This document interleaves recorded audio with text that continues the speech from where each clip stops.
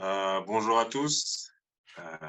On est de retour pour le Sénégal MMA Show podcast avec un invité spécial aujourd'hui qui est Ibrahim Ensemble, qui est notre maître à nous tous, les pratiquants de boxe Jiu-Jitsu ici au Sénégal. Et bon, on a beaucoup parlé de MMA depuis le début du podcast, mais je me suis dit que ce serait intéressant d'avoir Ibrahima pour qu'il nous donne un peu sa vision du Jiu-Jitsu, surtout que c'est quelqu'un qui a commencé le Jiu-Jitsu en Amérique du Nord, qui a essayé de le développer ici au Sénégal et qui est en train de le développer ici au Sénégal et qui maintenant est aux Émirats Arabes Unis où il enseigne le jiu-jitsu brésilien. Donc je pense qu'il a une vision assez transversale, que ce sera intéressant qu'il nous l'explique, quoi. Mais bon, je vais le laisser d'abord se présenter. Salut Brahms. Ben, salut Mousse, salut JP. Merci de m'avoir au podcast. C'est un honneur et je vais faire de mon mieux de répondre à toutes vos questions et si je peux vous guider dans ce monde qui est le jiu-jitsu brésilien. En tout cas, je suis là humblement et bien sûr, j'aurai peut-être pas toutes les réponses, mais je vais être le plus honnête possible et faire part de ma vision, en tout cas, et de mon expérience, hein. Comme vous le voyez, la superstar du podcast Bouba n'est pas là aujourd'hui parce qu'il est à Touba avec le Ramadan. Mais Mhm. on va continuer sans lui. Et bon, peut-être il ne m'a pas envoyé de questions ou quoi que ce soit, donc on va essayer de le remplacer, quoi. Mais bon, je vais D'accord. te poser un peu la question classique. Comment est-ce que tu en es venu à commencer le jiu-jitsu et tu as commencé à quel moment? Ouah, bon, le jiu-jitsu brésilien, bon, déjà, faut comprendre, moi, j'ai commencé les arts martiaux vraiment jeune, parce qu'au fait, c'est mes parents qui m'ont dit, écoute, lui, ça va lui donner un peu de discipline. Donc, tu vois, j'ai commencé par le judo. Et je voyageais énormément en fait avec ma famille. Donc, à chaque fois que je voyageais, j'essayais un nouvel art martial. Et en même temps, chez cette génération, on a grandi avec Jackie Chan et Bruce Lee, les samouraïs. Donc, on avait toujours envie de les imiter en quelque sorte, au fait. Maintenant, la première fois que j'ai entendu parler du jiu-jitsu brésilien, en fait, d'ailleurs, j'étais à Dakar. C'était quand j'habitais au Sénégal, c'était en 99-2000. Et d'ailleurs, tu l'as rencontré, Julien Mailleux. Tu l'as rencontré à Dakar. Bah, c'est un fou d'arts martiaux et on en parlait et c'est là qu'il me montrait le magazine et que j'ai découvert le jiu-jitsu brésilien. Je comprenais pas encore la différence entre le jiu-jitsu brésilien et le jiu-jitsu traditionnel, mais c'est un truc qui m'avait vachement intrigué, je peux te dire. Et il se trouve que quand je suis parti au Canada, que j'ai emménagé à Montréal, au fait, pour mes études, il y avait je cherchais un art martial à faire, m'y remettre. Et il y avait justement cette école du sous-brésilien. Je me suis renseigné et c'est à ce moment-là d'ailleurs que j'ai commencé à faire énormément de recherches sur l'art en quelque sorte, hein.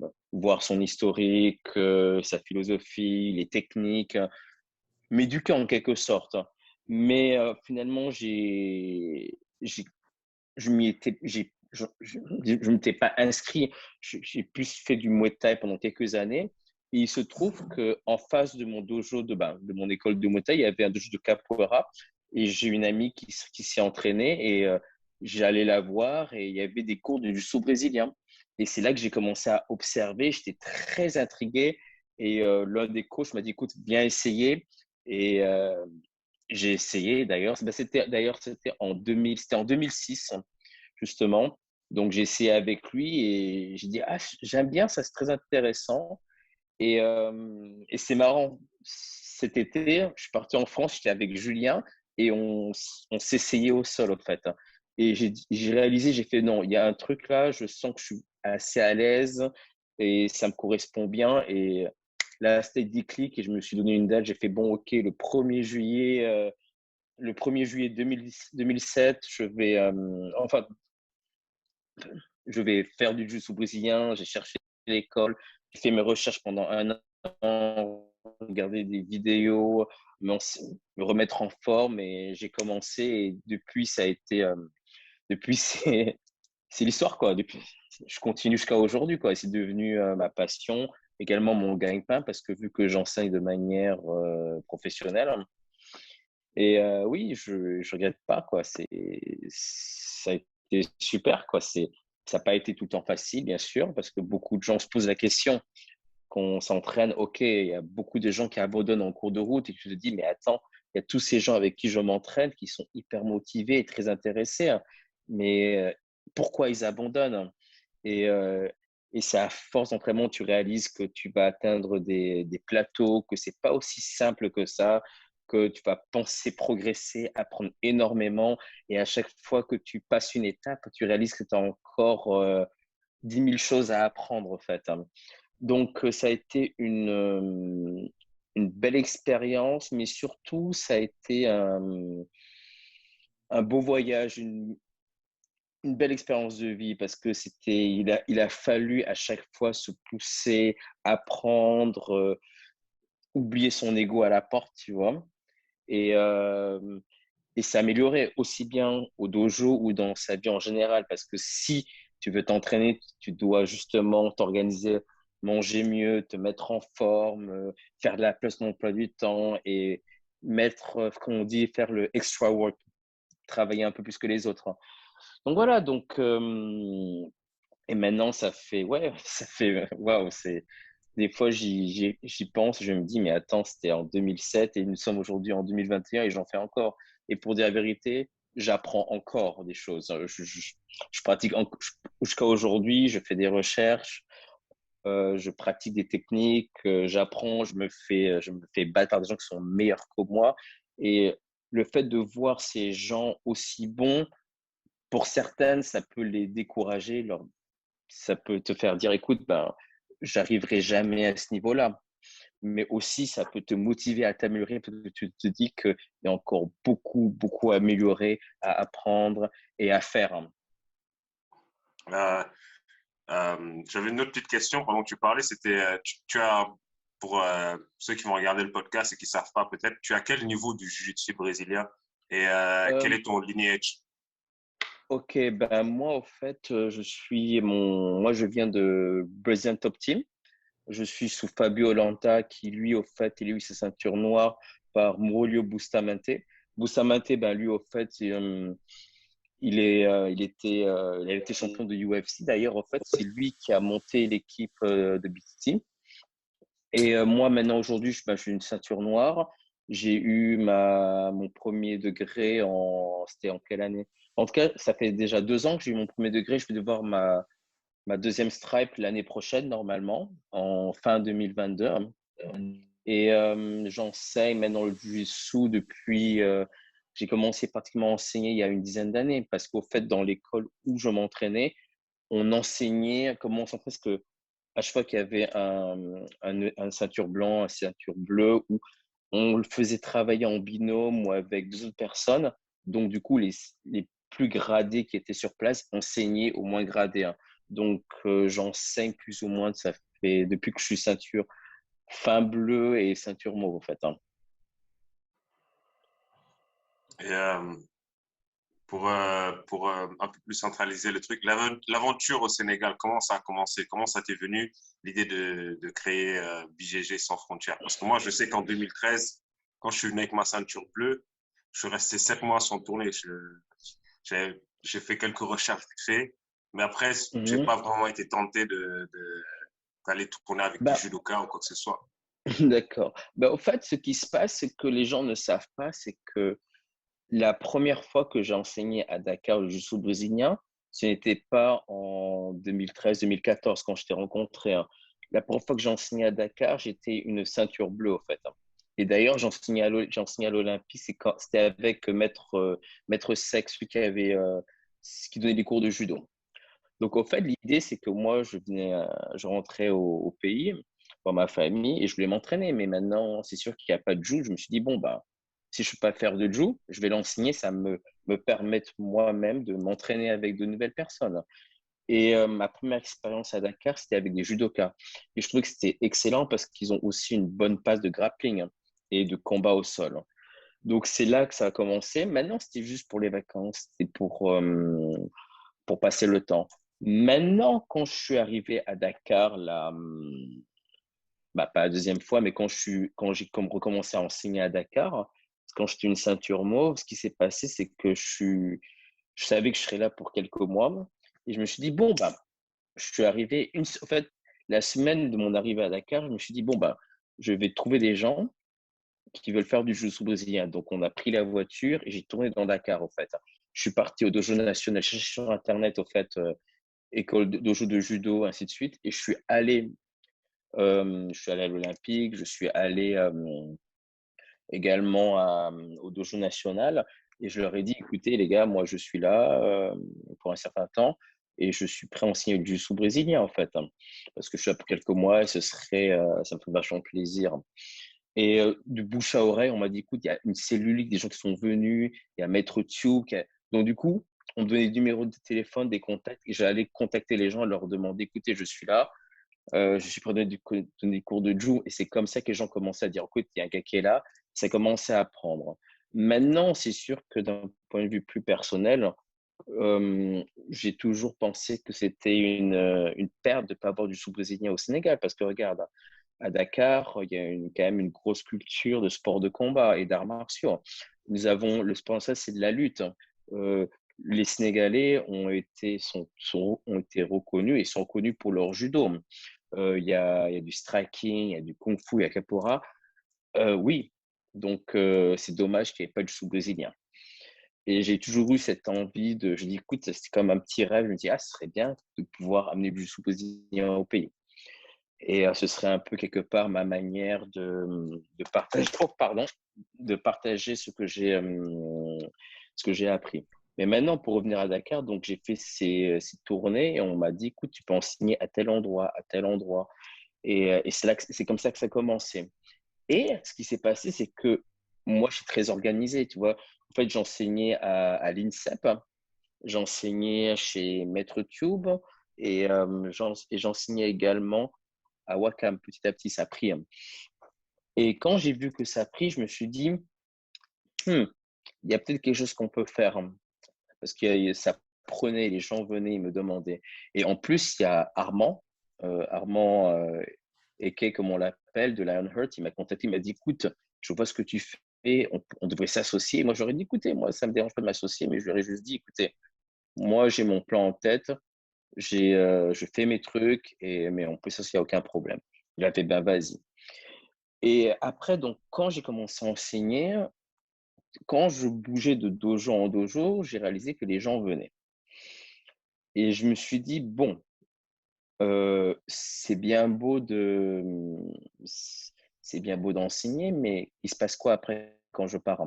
J'étais à Dakar pour 4 mois. Donc, dans ma tête, ce qui s'est passé, je me suis dit, bon, je me suis construit sur des judokas parce que je savais que nous avons une origine commune, une base commune, et ce serait beaucoup plus facile à enseigner. Donc, dans ma tête, je me suis dit, bon, les 2 premiers mois, j'enseignais partout. Et après, j'ai demandé l'autorisation d'enseigner au dojo national. Mais pourquoi j'ai fait ça? Parce que ça m'a permis en quelque sorte de filtrer, de pouvoir, de voir qui était vraiment sérieux et intéressé à apprendre. Et c'est comme ça que naturellement, on a eu un groupe, des gens comme Boubacar, bon, Carlos, à l'époque, mais là, il travaille énormément, ce qu'on ne voit pas beaucoup. Il y a toi qui étais là, il y avait également Séraphin, il y avait Aziz, et eux, ils ont continué à me suivre. Donc, du coup, je me suis concentré sur eux et je me suis dit, bon, je vais me concentrer sur eux et on s'entraînait tous les jours. Et mon idée, c'était d'avoir quelqu'un sur place qui peut continuer à enseigner les bases pour que les gens puissent continuer à, à s'entraîner. Donc, ma stratégie était une stratégie de long terme. Donc, du coup, il me fallait des gens qui sont capables d'enseigner, qui ont une expérience martiale. Donc, un gars comme Boubacar était parfait parce qu'il a fait du judo pendant des années. La mine aussi était parfait, parce qu'ils sont depuis hyper longtemps. Ils savent ce que c'est enseigner et ils apprennent vite fait. Mais ce qu'il fallait pour le Sénégal, c'est leur apporter. D'abord, il y avait le premier élément, c'était leur apporter une structure.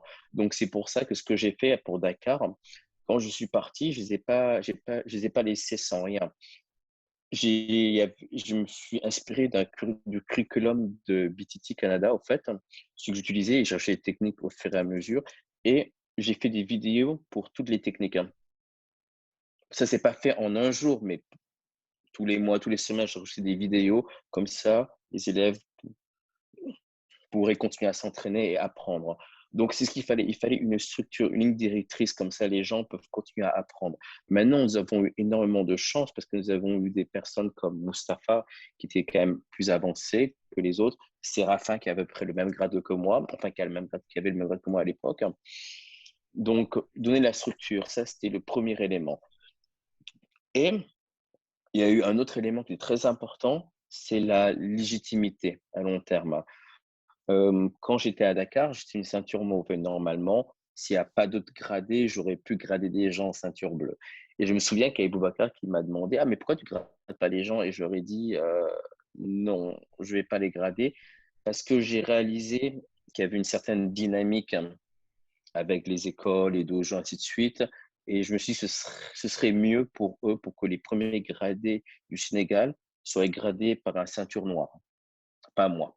Donc, c'est pour ça que, par exemple, j'ai laissé Armand avec Kelly, qui est revenu à Dakar, grader ceux qui s'étaient entraînés pendant des années ceinture bleue. Parce que, bien sûr, à distance, il y avait une supervision et je savais qu'ils s'entraînaient et qu'ils progressaient. Donc, et ça, c'était important, cette légitimité, en fait. Et également, pour les élèves enfin, ceux qui sont au Sénégal, vous pouvez réaliser que les grades ne se font pas aussi vite que dans d'autres écoles. Pourquoi? C'est également ces légitimités. Ce sont les premiers. Donc, nous sommes un peu plus sévères avec eux. Donc, c'est comme ça que ça a commencé. Ça a pris et j'ai une vision à long terme. Je dis que c'était possible, mais pour dire la vérité, ça n'aurait pas été possible sans les gens qui m'ont accompagné, qui ont accepté de venir s'entraîner avec moi, qui m'ont apporté cette passion, cette motivation. Et ça aussi, je m'en suis nourri. Et du coup, j'ai fait, écoute, on peut vraiment faire quelque chose. Et c'est pas un truc que j'ai fait seul. Je serais pas arrivé sans Lamine, sans Boubacar, sans Séraphin, sans Mustapha, sans les gens de Learnhurt. On aura peut-être fait quelque chose, mais je suis aujourd'hui là où le jiu-jitsu brésilien au Sénégal, du moins Bokjutsu, ça a été un travail d'équipe. Oui, j'ai été quelque part le catalyseur, j'ai donné une structure et je continue à donner cette structure aujourd'hui d'entraînement et de technique, mais c'est un travail d'équipe en fait. Wonderful. Mais en tout cas, ça a été une histoire de fou. Et c'est sûr, on n'en a pas beaucoup parlé. Il n'y a pas beaucoup de gens qui connaissent cette histoire, mais ça reste une histoire superbe et merveilleuse. Je me souviens à l'époque, Boubacar, quand on enseignait, il il testait les techniques qu'il apprenait aux compétitions de judo, en fait. Donc, il commençait à être reconnu par ses pairs, par un professionnel du combat au sol. Et c'était une fierté, quoi, en tout cas. Yeah. Je pense que c'est une histoire qui va continuer à grandir et yeah. Sans limite Ah non, c'est pas. comme vous dites. So, Ouais, c'est ça. On a posé une graine et maintenant, yeah. c'est parti, quoi. Maintenant, il y a des gens, ils viennent, ils s'entraînent. C'est super, quoi. C'est comme un effet boule de neige, en fait. Et je pense que ces genres de trucs-là, moi, quand j'entends ces genres d'histoires-là, j'ai un peu mal au cœur parce que autant j'étais au Sénégal, et pourtant, j'avais pas accès à ça, en fait. Donc, ça montre qu'en fait, la communication est plus qu'importante dans ces genres de choses parce que quelque chose comme le jiu-jitsu brésilien, quand j'ai découvert ça, bon, quand j'ai commencé à pratiquer, j'ai découvert ça il y a longtemps, mais quand j'ai commencé à pratiquer ça, il y a à peu près 2 ans, Mhm. je me suis dit, mais attends, comment est-ce que j'ai fait pour survivre jusqu'ici sans le jiu-jitsu brésilien, en fait? Comment est-ce que je vivais ma vie sans le jiu-jitsu brésilien? Et tu te rends compte que il y a plein de gens qui sont dans mon cas, qui ont besoin de quelque chose, mais qui ne savent pas que cette chose existe. Tu vois, ça peut être tout. Pour moi, en tout cas, je pense qu'en ce moment, tu veux vraiment que je déprime, enlève le jiu-jitsu brésilien de ma vie. Tu vois, là, je vais commencer à Mhm. déprimer. Et pourtant, je suis dedans il y a, what, 2 ans seulement. Ça n'a rien à Mhm. voir avec vous. Vous avez été mordu par la bête depuis, depuis longtemps. Maintenant, moi, ma question, j'ai plusieurs questions, mais la première question que je voulais te poser, c'est, tu as commencé le jiu-jitsu brésilien en ayant un background avec d'autres sports, avec d'autres arts. Est-ce que j'assume que, je me dis que ça t'a beaucoup aidé à faire la transition, à bien commencer le jiu-jitsu brésilien, à ne pas abandonner. Mais penses-tu que qu'est-ce que tu conseilles à quelqu'un qui n'a jamais eu de background avec n'importe avec les arts martiaux qu'est-ce que tu lui conseilles pour pouvoir bien commencer ou pour pouvoir bien faire la transition avec le jiu-jitsu brésilien? Parce que je sais que c'est Bon, difficile. euh, d'accord. Au fait, euh, je pense que pour une personne qui n'a jamais fait d'arts martiaux avant, il peut commencer par le jiu-jitsu brésilien. Il peut commencer directement. Il va apprendre, son corps va s'adapter comme tout art martiaux, en fait. Euh, Maintenant, si, il y a des enfants qui commencent hyper jeunes, qui commencent par le jiu-jitsu brésilien directement, bien sûr, sans les soumissions, ainsi de suite, quoi. Maintenant, oui, une personne peut commencer directement par le jiu-jitsu brésilien. Maintenant, si une personne a fait d'autres arts martiaux avant, comme par exemple plus construit sur du striking, comme par exemple, on va dire, au but traditionnel, comme par exemple du karaté, comme du taekwondo, ou même de la boxe, du muay thai. Donc ça, c'est sûr, c'est un autre domaine, c'est une autre approche du combat. Donc oui, ça peut être ça peut être un peu déstabilisant au début, mais dans mon cas, parce que moi j'ai fait du judo quand j'étais beaucoup plus jeune, mais après j'ai surtout fait du taekwondo, du muay thai. Ce que cette expérience m'a apporté, c'est qu'au fait, elle m'a appris à être plus conscient de mon corps, en fait. À être un peu plus maître de mon corps, savoir bouger et avoir aussi avoir la capacité à peut-être assimiler les techniques plus rapidement, à comprendre la mécanique des techniques et des mouvements dans le sous-brésilien. Donc, c'est ça que mon background m'a apporté au fait au Jiu. C'est sûr qu'il y a d'autres éléments. Ça peut être l'athlétisme, ça peut être la flexibilité, l'explosivité. Donc, je pense pas que tu aies besoin de commencer par un art martial, en particulier pour faire du jiu brésilien. Tu commençais directement. Maintenant, oui, si tu as fait autre chose, si tu as vraiment un esprit assez ouvert, hein, je pense que tu peux apporter des choses que tu as prises dans les arts martiaux, comme je dis, une certaine dextérité, une certaine souplesse, une certaine compréhension de la mécanique. Maintenant, par exemple, supposons si on part dans le MMA, dans le MMA par exemple, et que personne me dit, par exemple, je vais faire du MMA, tu vas me conseiller de commencer par quoi? Oui, tu peux faire tout, super. Mais moi, par exemple, je te dirais surtout de commencer par la lutte. Pourquoi la lutte? Parce que la lutte, c'est ce qui va te permettre plus facilement de dicter où le combat aura lieu. Et après, développer autour de ça, en fait. Mais bon, ça, c'est mon avis personnel. Des gens vont commencer par le jiu brésilien, ils vont passer après au Muay Thai pour être plus complet. Moi, je dis que la lutte est un excellent début, une excellente base de grappling, en fait. En tout cas, pour moi, la lutte, c'est très dur, c'est l'un des meilleurs sports. Et à partir de là, rajouter du jiu brésilien. Mais même en tant que lutteur, ou même en tant que judoka, tu vas devoir avoir un esprit plus ouvert parce que, par exemple, quand tu fais de la lutte, être sur le dos, on va dire que c'est fini, quoi, c'est bad, hein. Alors que le jiu brésilien, il y en a beaucoup, bon, ils ne vont même pas vouloir faire de takedown, ils vont se mettre sur le dos et allez, c'est bon, on commence la fête, hein. Donc, voilà, c'est mon point de vue, en fait, en tout cas. Moi, désolé JP, tu viens de parler de la lutte. J'ai une petite question par rapport au fait qu'il y a beaucoup de gens qui pensent depuis des années que les Sénégalais seraient bons pour le MMA. Et on voit de plus en plus de lutteurs traditionnels qui veulent aller vers le MMA. Qu'est-ce que tu penses de ce mouvement, si je peux dire, ou de cette tendance? Et est-ce que tu aurais peut-être un conseil à ces lutteurs qui se lancent petit à petit dans le MMA? Moi, c'est une bonne question, en fait.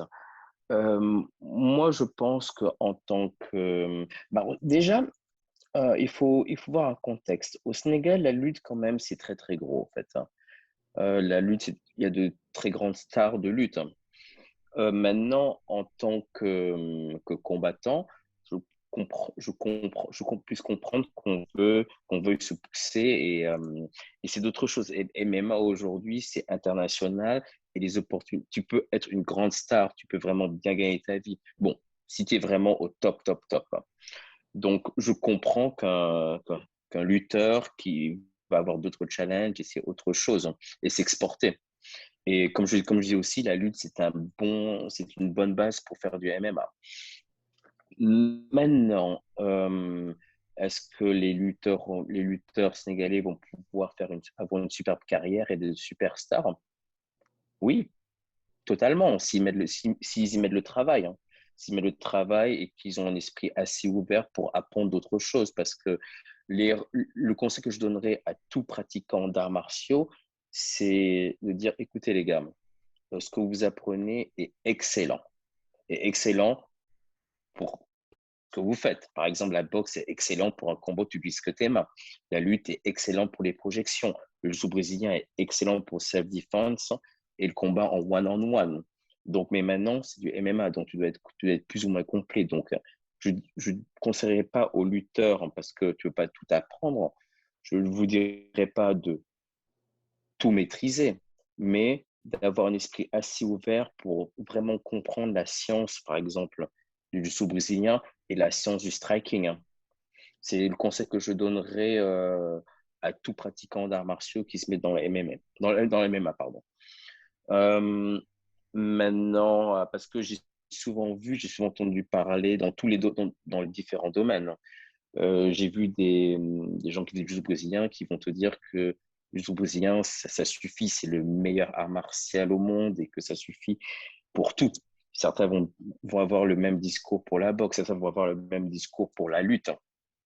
Maintenant, en tant que fan de MMA, et j'ai rencontré plusieurs combattants, je regarde des combats comme tout le monde et ça fait des années et je me dis, je réalise que c'est très profond les techniques. Hein. Il y a énormément de techniques, tu ne veux pas tout maîtriser, mais tu ne peux pas y arriver si tu es un simple lutteur, hein, ou si tu es un simple boxeur, ou si tu es un simple jujutsuka. C'est impossible d'être au top. Sauf si tu te bats dans une organisation où, voilà quoi. Mais regarde dans l'UFC. Dans l'UFC, la plupart des gens sont assez complets. Il y a seulement qu'on regarde les heavyweights, ils peuvent s'en sortir avec une panoplie d'armes limitées. Par exemple, l'exemple que je vais donner, c'est Francis Ngannou. C'est un spécimen, il a une boxe, mais son premier combat avec Stipe, il était hyper puissant, il n'a pas suivi son game plan et Stipe l'a battu grâce à sa lutte. Il l'a amené au sol, l'a fatigué, ainsi de suite. Mais maintenant, Francis Ngannou qui te bloque un takedown, c'est un cauchemar. Il a dû c'est un cauchemar, j'aurais pas à me battre contre lui. Mais maintenant, si on va dans la catégorie un peu plus en dessous, regardez les light heavyweight, un gars comme John Jones, il peut tout faire. Tu vas voir tu veux voir un gars comme Anderson Silva à l'époque. Oui, c'est un striker, mais il a construit son jeu autour de son striking. Il peut te bloquer les takedowns, il peut se battre au sol, il a un jiu-jitsu défensif, mais ça sort du jiu-jitsu brésilien. Donc, tu es obligé de t'ouvrir aux autres arts martiaux. Je ne dis pas que tu vas devoir les maîtriser, mais pouvoir t'ouvrir l'esprit pour avoir une assez bonne compréhension pour contrôler comment se passe le combat, en fait. Pour moi, tu peux pas faire du MMA, être un lutteur, et si quelqu'un qui a une bonne lutte et te ramène… Par exemple, si un lutteur se bat contre un lutteur, il n'est pas rare de voir que la lutte va s'annuler. Donc, c'est celui qui va avoir la meilleure boxe, le meilleur striking qui va gagner. Si tu es un lutteur, tu ne veux pas accepter qu'une personne ait une bonne lutte, te la mette au sol et qu'il ne sait pas quoi faire quand tu es sur le dos. C'est impensable dans le MMA. Donc, c'est ce que je dis. Si vous êtes un lutteur, vous avez une excellente base, vous pouvez dicter où se passe le combat, mais ouvrez-vous l'esprit à comprendre les autres facettes du MMA, en fait, hein, c'est-à-dire le sol et le striking. Hein. Enfin, du moins, c'est ce que je pense. Hein. Très bien, correct. Juppé, tu as une question ou bien? J'en ai tellement que je suis en train de reprendre avec mes questions. Non, je laisse y aller avant que j'enchaîne moi avec les deux. Vas-y. Non, vas-y d'abord. Non, vas-y d'abord, parce que moi j'en ai trop, en fait. Non, moi, ma question serait plus par rapport au développement du jiu-jitsu au Sénégal. Tu vis actuellement dans un pays où on va dire que le développement du jiu-jitsu est une priorité nationale. Ou, Mhm. et comment est-ce que tu penses que l'État peut aider au développement du jiu-jitsu ici au Sénégal, en te basant peut-être sur l'exemple que tu vois au Sénégal? Oh, mon Dieu, ça c'est une question assez difficile, quoi. Maintenant, je pense qu'il faut comprendre quelque chose, hein. Bon, ici, il y a les moyens, déjà. Il y a les moyens et également les chèques font du jiu-jitsu, donc ils ont cette vision, ils en font dans les écoles, dans l'armée. Les locaux ici, certains sont payés pour faire du jiu-jitsu brésilien. Hmm. Donc, tu sais, ça change beaucoup. Ils ont leur propre fédération. Maintenant, pour le Sénégal, je ne sais pas. Je pense que ce qu'il faudrait, c'est que déjà, bon, aller par étapes, avoir des gradés sénégalais, des gens formés au Sénégal. Il va falloir également une association, une organisation reconnue par l'État, pour commencer. Et je pense qu'il y aura peut-être un intérêt un peu plus grand de l'État et des autres fédérations si nous avons des combattants, enfin des pratiquants du jiu brésilien formés au Sénégal qui compétitionnent et qui se font remarquer, au fait. Je pense que ce serait un bon début parce que pour l'instant, ils ne voient pas ce qui se passe, ils ne voient pas les résultats. On peut pas, je ne pense pas qu'on peut lever la main et demander oui, on veut que vous nous aidiez. Il faut que d'abord qu'il y ait un travail qui se fasse à petite échelle et cette petite échelle apporte ses fruits, hein, et fasse ses preuves, hein. Et à partir de là, après, peut-être que s'il y a plus de visibilité et plus d'intérêt international et qu'on a quelque chose à apporter, hein, c'est comme ça qu'il faut penser si les pratiquants du sous-position ont quelque chose à apporter au Sénégal, peut-être que là, il y aurait un intérêt un peu plus grand, en fait, hein. Enfin, mais ça, c'est une Et, très, et, très bonne question et j'ai pas la réponse, quoi. et par rapport à ça, est-ce que tu as un message pour les pratiquants du jiu-jitsu brésilien en ce moment au Sénégal par rapport à cette vision, cet objectif dont tu as parlé? Euh, Moi, je dirais qu'aux pratiquants, parce que c'est un peu la première génération de pratiquants sénégalais, je leur dirais surtout, ben, appréciez le voyage, hein. Apprenez, appréciez ce que vous faites, hein. Partagez votre passion. Et si vous avez, ben, surtout partagez, si vous avez l'opportunité de voyager, compétitionner, faites-le, faites-vous connaître comme ça, faites-vous connaître sur les tatamis, hein, et le reste va venir. L'exemple que je peux donner, c'est que regarde, si une personne comme moi, un simple gars qui vient à Dakar et qui a commencé à enseigner du jiu brésilien, aujourd'hui nous avons une école avec je ne sais pas combien de personnes, plus de 20 personnes, 25 personnes. C'est-à-dire qu'il y a moyen de faire quelque chose, hein. S'il y a des gens, si aujourd'hui quelqu'un qui est aux États-Unis, JP qui entend parler de nous et qui nous invite dans un podcast, s'il y a des gens de France nous contactent, hein, ils disent, ah, on voit ce que vous faites, euh, est-ce que vous participez, est-ce que vous pouvez former du monde? C'est comme ça, je pense qu'il faut être dans un état d'esprit de plus de générosité et de partager au fait, et que ça va prendre, quoi. Déjà, le Bok Jutsu, quand on enseigne pas, c'est pas pour de l'argent, on enseigne, c'est pour le plaisir. Et ça prend, les gens en parlent, les gens partagent. Et c'est comme ça que ça va prendre. Donc, ce que je vous donnerais, c'est les gars, continuez à vous entraîner, faites-le avec passion et partagez, hein. Partagez ce qu'il y a de mieux, quoi. Yeah. Rams, tu penses quoi du combat du Jiu-Jitsu? Le combat de Jiu-Jitsu brésilien? Le Le combat, combat, tu veux dire en compétition? non, combat du Jiu-Jitsu. Je ne sais pas si vous connaissez. C'est un truc que Et bravo là. Eddie Bravo a Ah, commencé. Où oh, ok. D'accord. Je vois, ouais, je vois ce que tu veux dire. C'est la compétition, ils se donnent des gifles en même temps, quoi. yeah, yeah, où tu Oui, oui. gifles en même temps. Euh, j'ai, j'ai pas, je vois pas vraiment ça d'un mauvais œil. Tu vas comprendre d'où je viens. Maintenant, quand vous pratiquez un sport, du moins quand vous compétitionnez, on peut prendre en compte trois éléments. Euh, la philosophie, derrière les techniques de combat, les règles de compétition et les techniques Ouais, utilisées. Maintenant, si tu changes un de ces 3 éléments, il y aura un changement à tous les niveaux. à tous les niveaux. Ouais. Donc maintenant, Eddie Bravo, certaines compétitions, par exemple, je sais qu'il y a des compétitions où il n'y a pas vraiment de points. C'est plus qu'on va à la soumission. Et si jamais il n'y a pas de points, on vous met dans une position et la personne qui Ouais. soumet la personne gagne. Et il a essayé autre chose avec justement les gifles. Donc, moi, personnellement, je pense qu'il y a différents types de compétitions. Personnellement, je suis plus intéressé par les compétitions où une question de juste de soumission. Pas juste des points, en fait, hein, pas juste des avantages. C'est ce je trouve qui est plus intéressant parce que ça permet d'avoir une stratégie un peu plus agressive Mhm. et prendre plus de risques. J'en ai que je vais te donner, par exemple. Dans l'IBJJF, si on voit les points, un takedown vaut 2 points. Maintenant, si tu fais un renversement, un sweep, c'est 2 points.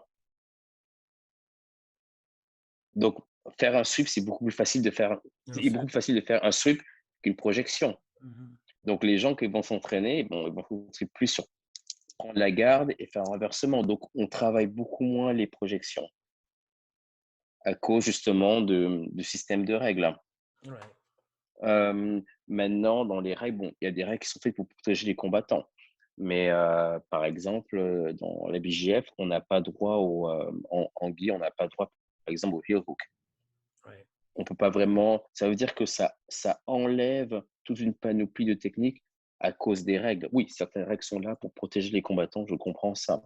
Mais quand je vois les compétitions, enfin les événements où il y a des combats sans points, je trouve que c'est beaucoup plus intéressant, ça bouge beaucoup plus, il y a beaucoup plus de prise de risque, il y a beaucoup plus euh, d'attaques. Maintenant, dans le cas de Bravo, enfin, la compétition qu'il a eu avec les Fujif, ça ne me dérange pas. Pourquoi? Parce que à la base, de toute façon, à la base du sous-brésilien, c'est du self-defense, doit être, on, on doit pouvoir se protéger. On ne va pas juste faire des techniques et ne pas avoir conscience du fait qu'on peut se faire cogner, hein. Il y a des techniques en compétition aujourd'hui dans le côté sportif. Oui, ce sont des super techniques, hein. Mais dans une session de rue ou self-defense, tu ne devrais pas les faire parce que tu vas être totalement exposé. Donc, au final, moi, les différents, je suis plus du côté Eddie Bravo, ADCC ou toutes les compétitions qu'il y a avec dans Flow Grappling, tout ce genre de compétitions, ce que je préfère en fait. C'est juste un combat, pas de points, on part pour la soumission. Je trouve que c'est beaucoup plus intéressant en tout cas. Yeah. On a tendance à voir dans plusieurs sports même le fait de changer, d'augmenter les règles tue à un moment donné le sport, comme le cas du taekwondo. Le taekwondo, Mhm.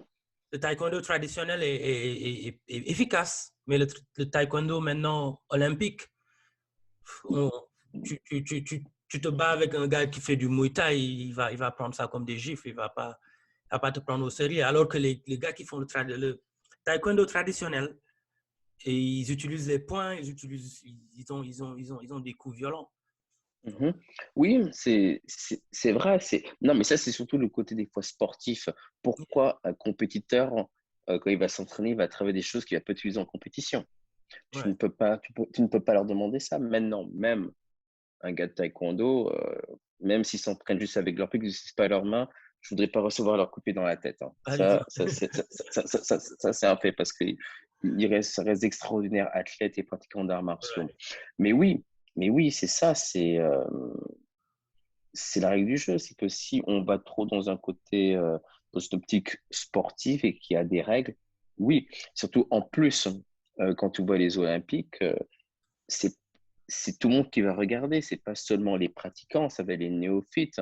Donc des fois, bah, tu as besoin de spectacle, hein. ouais, Et, Mais oui, c'est ce que je pense. Je pense que des fois, trop de règles, oui, certaines règles sont là pour protéger et les règles sont là aussi pour avoir un système et pouvoir déterminer un vainqueur et un perdant, avoir des critères. Donc ça, je comprends parfaitement. Mais oui, des fois, trop de règles vont peut-être justement changer la nature première de l'art martial, quoi.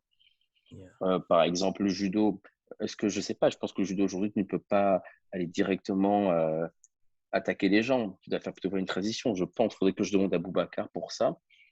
Mais je Ah, pense que c'est un exemple, hein, c'est ça. C'est depuis tu vois. 2000 ou Alors que, 2001 qu'on a plus le droit de prendre les gens. voilà, parce que mais à la base, toutes les projections que tu trouves dans la lutte traditionnelle sont dans le judo. Yeah. Toutes, Yeah. toutes.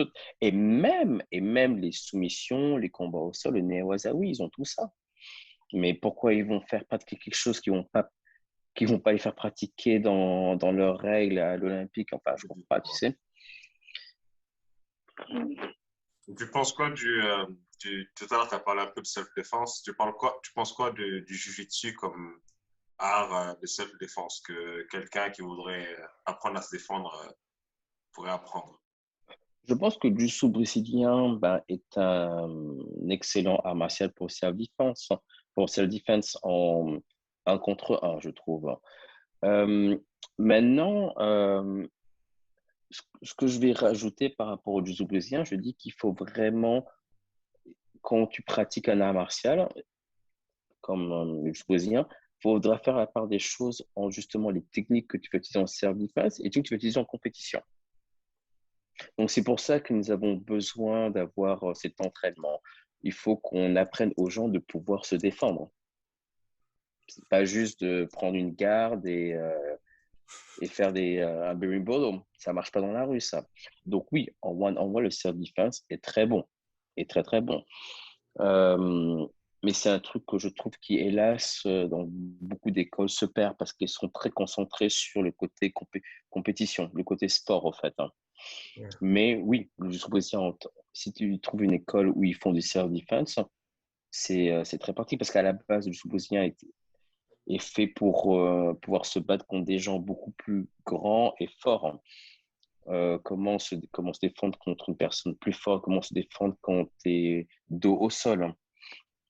Euh, donc oui, maintenant, question self-defense, je trouve qu'il y a aussi d'autres arts martiaux qui sont très bons, qui peuvent apprendre aux gens d'avoir une certaine maîtrise de leur corps, de leurs émotions également, parce que faire la technique dans une salle et maîtriser ses émotions dans la rue, c'est deux choses totalement différentes. Mais oui, tu peux faire ces différences également avec karaté, du Krav Maga, ça peut être tout aussi bon, quoi. Mais du sous-brésilien, oui, définitivement, je pourrais dire oui, tu peux utiliser le soutien comme technique de self-defense, hein. Yeah. Et attends, est-ce que mon micro, ouais. Si tu devais choisir une seule soumission que tu pourrais faire jusqu'à la fin de ta carrière de Jiu-Jitsu, ce serait laquelle? Tu la, tu la connais déjà, hein. Moi, c'est le Kimura. Moi, je suis un gars de Kimura, en fait, tu Aussi. vois. Mais je suis en ce moment, je suis en train de travailler je suis vachement sur le cross Ashigarami, 411. 411. C'est ce que je travaille beaucoup, beaucoup en ce moment, en fait, hein. Mais oui, mon Kimura, j'ai un système autour de ça. Mais ça, à BTT, nous sommes très Kimura, en fait, chez Fabio. Mais oui, Kimura. Je dirais Kimura, ouais. Kimura, j'aime bien. C'était quoi ta ceinture la plus difficile? Ma ceinture la plus difficile. Oh mon Dieu. Déjà, à, ch- à toutes mes ceintures, j'ai eu un moment donné où j'ai atteint un palier où c'était difficile. Mhm. Je pense que à blanche, c'était assez facile. Bleu, au début, ça a été cool. Je dirais que le premier plateau que j'ai rencontré, c'était à bleu. Je me souviens. C'était pendant, par exemple, je trouve pendant un an, je trouvais que je ne progressais pas, que j'avais pas de résultats, tu vois, ça a été difficile, je me souviens. Maintenant, à Mauve, j'ai eu la même chose à un moment donné. Maintenant, je pense que le, le choc, ça a été aussi quand j'ai eu ma noire, parce que quand tu as eu la noire, tu réalises que tu ne connais rien. Et, euh, et moi, au fait, j'ai eu ma noire et je suis arrivé ici dans les Émirats. Et ce qui se passe, c'est que j'ai beaucoup de collègues brésiliens qui sont connus depuis beaucoup plus longtemps. J'ai eu la chance, aussi au Canada, j'ai pu voir ça également. J'ai pu voir le niveau qu'on pouvait atteindre en joue. Et j'ai réalisé le gap qu'il y avait. Donc, bien sûr, il a fallu que ça n'a pas été difficile, ça a été genre, OK, hein, je vais devoir pratiquer, progresser. Je racontais une histoire d'ailleurs. Quand je suis arrivé ici, je me souviens que les premières semaines, tu vois, on a passé notre entrevue. Une semaine, nous entraîner dans un dojo, en fait, hein, à Dubaï. Et donc, je roulais avec des ceintures noires. Man, je me suis fait casser la gueule. Quand je dis casser la gueule, man, ça a été une clinique. Ça a été chirurgical, quoi. On- comme dit, tu vois, comme Eric le disait, tu vois, on m'a démonté façon puzzle, tu vois, étape par étape. Et non, oh, mais par contre, j'ai eu ma soumission ce jour-là, c'était cool. J'ai sauvé la face. Mais tu vois, je me suis dit, putain, j'ai tout à. Je dois revoir mon entraînement tellement différemment. Bon, mais non, mais aussi, il faut comprendre, au Canada, je travaillais, j'ai étudié, je faisais pas ça à temps plein. On ne peut pas comparer. Mais ça a été, comme on dit, un wake-up call. Et du coup, ça m'a vachement aidé à m'améliorer. Donc, oui, à toutes tes ceintures, tu vas avoir des paliers, tu vas avoir des difficultés. Mais l'idée, c'est de te dire, OK, ben, c'est peut-être ce qu'il te faut. Parce que si c'était facile, tout le monde le ferait. Et si c'était facile, ben, je pense que beaucoup n'essaieraient pas de devenir meilleurs. Et il est important, je pense, dans le jiu-jitsu, d'avoir la chance de rouler, c'est avec des gens qui sont beaucoup plus forts que toi. Mhm. Donc, pour t'aider à progresser et te pousser. Maintenant, peut-être tu ne vas pas atteindre le même niveau que certains, mais tu peux t'améliorer. C'est ça qui compte, hein. Et oui, il y aura des difficultés. En général, ceinture bleue, les gens, souvent à ceinture bleue, il y a un palier, tu te dis, écoute, je n'ai rien, quoi. Ça n'évolue pas. D'autres, ça va être à ceinture mauve, mais juste ne lâchez pas, quoi. Ça fait Yeah. partie du game, quoi. C'est partie du game. Mais oui, j'ai eu des difficultés, je te dis, à toutes les ceintures.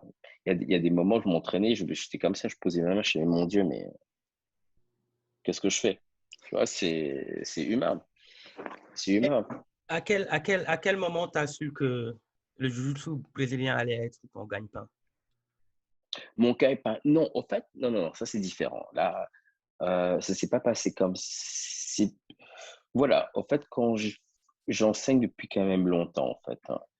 Au Canada, j'enseignais pas pour les profits. C'est dans l'école, on s'entraidait. Ouais. Donc, j'ai commencé à enseigner.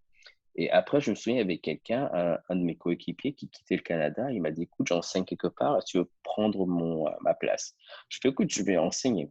Donc, j'enseigne 2 fois par semaine et j'ai réalisé en enseignant, là aussi, quand j'enseignais à Dakar, j'ai réalisé que j'avais quand même que j'étais assez bon à enseigner. Les gens me le disaient, ils me faisaient remarquer, j'avais une bonne pédagogie. Donc, je savais que ça me plaisait et j'ai toujours dit que à ma retraite, j'aurai un dojo, j'enseignerai. J'ai toujours dit que je ferais ça.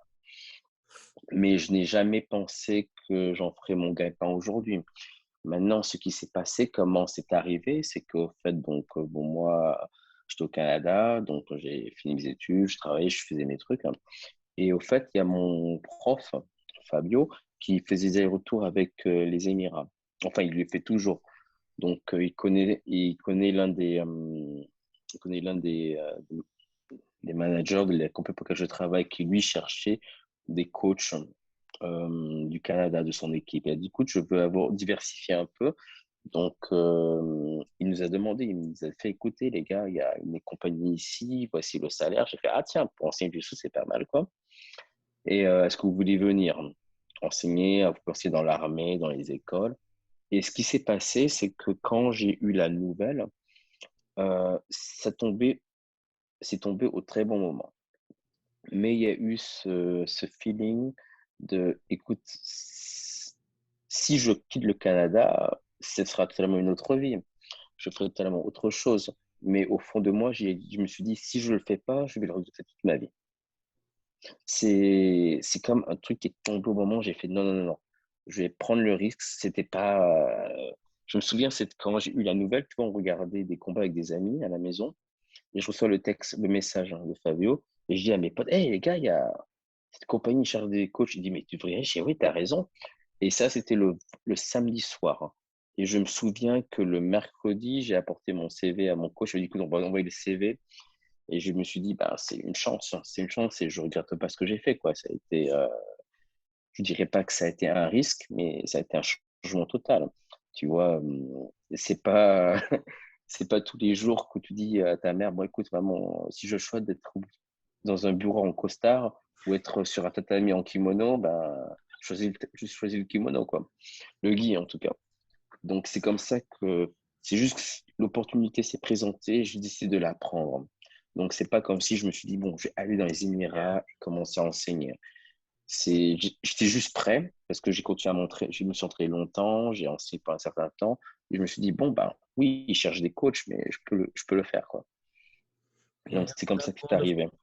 arrivé. C'est magnifique d'avoir pris ta retraite anticipée. Parce que C'est, mais bien sûr, mais non, ça a été incroyable, quoi. Donc, je dis merci. Je dis merci aux Émirats Arabes Unis pour l'opportunité. Je dis merci à Pamsport, ma compagnie, parce que voilà, quoi. Sans eux, je ne ferais pas ça. that's wonderful. Et bon, j'ai jamais vraiment donné de cours de Jiu-Jitsu. Je suis encore, white belt, four stripes, but il paraît que quand tu enseignes le Jiu-Jitsu, ton game augmente à fond. Bon, je sais que vous pouvez, tous les deux, vous pouvez confirmer ça. D'accord. En fait, oui, je pense que oui, il y a une vérité là-dedans. Maintenant, il faut comprendre quelque chose, je pense que si déjà un très beau compétiteur ne sera pas forcément un excellent coach ne sera pas forcément un compétiteur. Maintenant, mais un compétiteur peut être un excellent coach. Je ne dis pas le contraire, attention, et vice-versa. Je pense que le fait d'enseigner, oui, ça t'aide vachement. Pourquoi? Parce que tu es obligé d'expliquer les techniques, hein. Donc, il ne s'agit pas juste de dire, écoute, fais ça comme ceci, comme ça. Tu es obligé de comprendre l'idée derrière la technique, hein. Tu es obligé de vraiment comprendre, OK, pourquoi j'attrape son bras ici, pourquoi je change cet angle-là. Donc, tu es obligé d'approfondir ce que tu vas enseigner. Donc, du coup, automatiquement, le fait de l'enseigner et le répéter, ben, ça va rentrer, quoi. Donc, moi, je me souviens quand je suis venu à Dakar, quand j'enseignais pendant à mes débuts, moi, ça m'a vachement aidé à renforcer mes bases. Avec d'enseigner en permanence les contrôles, les soumissions de base. Maintenant, elles sont ancrées, elles sont ancrées dans ma tête, quoi. Donc oui, ça aide vachement. Mais ça aide vachement aussi, pas seulement parce que tu dois comprendre les techniques que tu enseignes, mais aussi dis-toi qu'à un certain niveau, les pratiquants sont différents. Les pratiquants sont différents, ils apprennent différemment, ils ont des jeux différents. Donc maintenant, il y a une approche où tu vas dire, écoute, non, fais comme je te le dis et tais-toi, ou tu auras une approche, je te dis, écoute, je veux t'aider à t'exprimer. Donc là, à ce niveau-là, ça veut dire que tu dois avoir une certaine compréhension de ce qu'il fait. Peut-être qu'il va se battre différemment de toi, mais tu dois comprendre ce qu'il essaye de faire. Donc, ça t'oblige à t'ouvrir l'esprit à de nouvelles techniques, à de nouveaux jeux et à avoir une compréhension plus profonde du jiu-jitsu, enfin, le jiu-jitsu brésilien. Mousse? Moi, j'ai l'impression Oui. aussi qu'il y a quelque chose de, je sais pas comment le dire, pattern recognition, que à force d'enseigner, il y a des tendances que tu vois et tu vois plus facilement ce qui est en train de se passer. Quand tu roules, je sais pas, c'est un peu l'impression que j'ai que à force d'enseigner, de voir les gens faire les mouvements, quand toi tu roules, c'est plus facile pour toi peut-être de voir les séquences venir et ainsi de suite. Euh, possible que ça aide. Maintenant, je pense pas que tu as besoin d'enseigner pour comprendre ce qui se passe, hein. Parce que le truc, c'est que quand tu pratiques à force de répétition, ce qui va se passer, tu vas avoir une mémoire musculaire déjà de un, mais aussi de deux, ce que tu as pratiqué, é- étape par étape, va devenir très instinctif, hein. Donc, ce qui va se passer, c'est que tu vas être capable, quand une personne va bouger d'une certaine façon, tu vas comprendre où est-ce qu'elle veut aller, hein.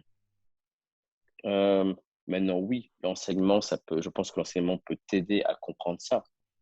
Mais je pense que aussi juste en étant un pratiquant et en ayant beaucoup d'expérience, tu peux également atteindre ce niveau de compréhension. Wonderful. Bon, bah, Donc, vas-y, vas-y. ouais, vas-y, continue. Non, je demandais à Mousse je voulais demander à Mousse s'il avait une autre question. Parce que là, Mhm. on est à presque une heure de temps. Même si Ben, on peut Ah, continuer déjà? jusqu'à demain, mais bon. Mhm. Non, mais Non, non, je ben, pense que pour un premier podcast avec Braves, moi, je suis assez content. Et là, pendant le podcast, je suis en train de me dire, j'aurais dû demander aux gars du club s'ils n'avaient pas des questions ou demander ouais. sur les réseaux sociaux pour toi. Et Oh, je trouve que c'est, c'est, je suis content de t'avoir par rapport aux gens peut-être qui ont intégré le club et que tu n'as pas encore connu, qui puissent en t'entendre ouais, bien parler sûr. et le reste des gens aussi qui sont pas au courant du travail que tu fais parce que tu n'es pas forcément quelqu'un qui va mettre ça en avant.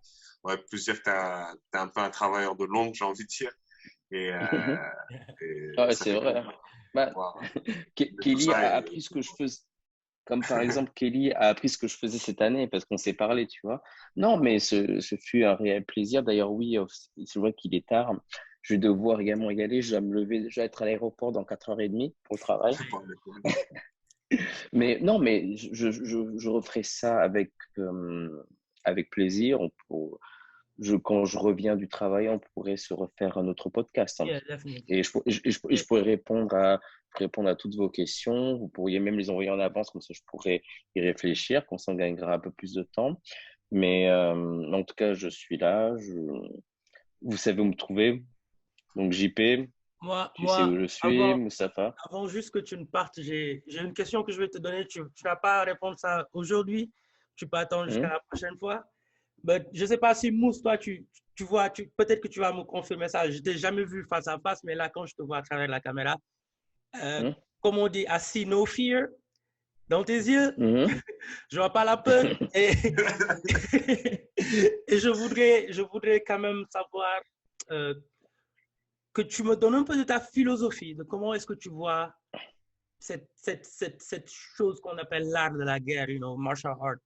Like, cet art Hmm. qui, je pense qu'en tout cas, qui est dans notre corps, la défense. Comme la dernière fois, j'étais avec ma femme et ma belle-mère.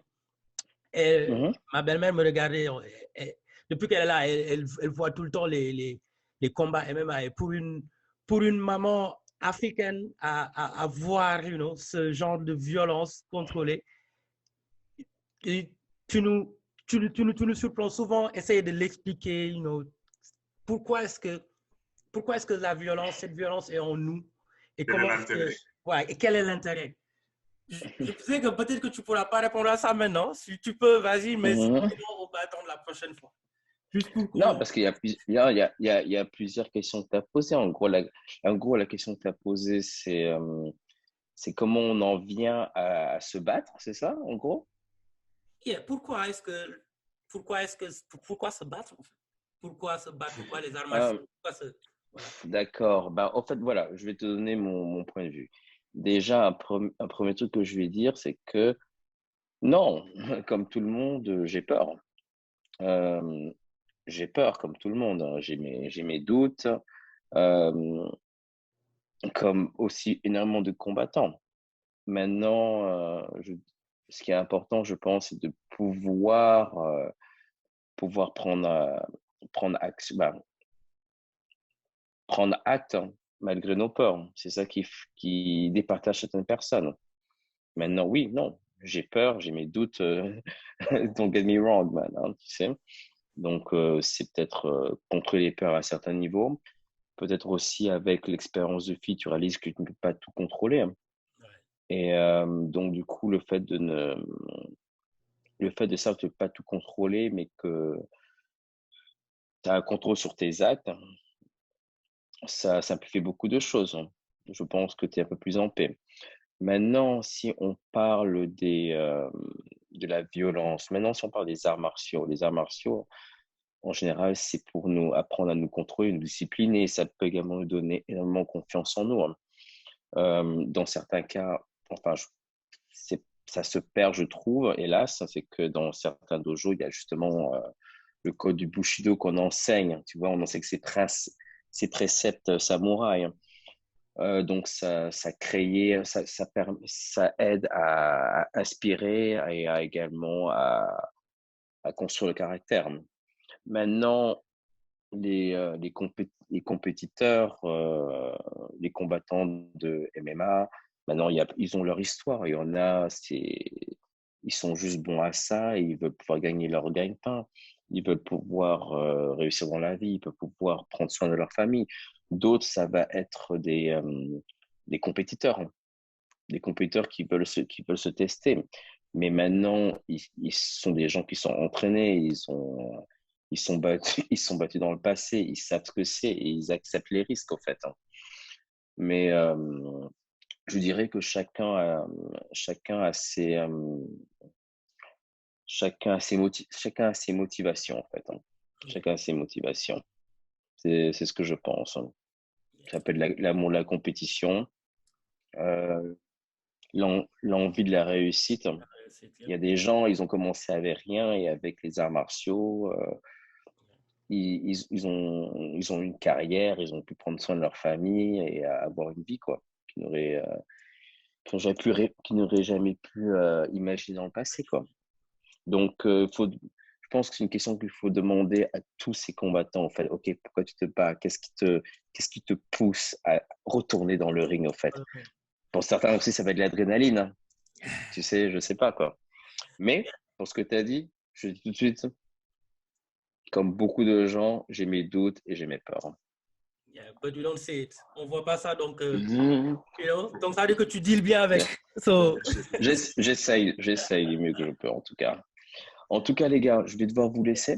En tout cas, ça a été un plaisir, mais on pourra se refaire ça à mon retour. Bah, Mustapha, bah, tu Non, pourrais je pense que envoyer ajouter mon contact, ce hein. serait bien d'avoir Bouba dessus pour le prochain. yeah. Il va un peu animer. Ah, Boubacar. Je l'imagine bien. Non, je leur casse tous la gueule. Je vais tous les battre. Boubacar, comment, calme-toi. En tout cas, Ouais, merci beaucoup, Blams. Merci beaucoup, En tout cas, Bobs. merci et on se reparle très bientôt. Prenez soin de vous en tout cas Ok. et merci de m'avoir accueilli au podcast. C'est un véritable honneur et on se refera ça. Ouais. Parfait, man. Mm. Ciao.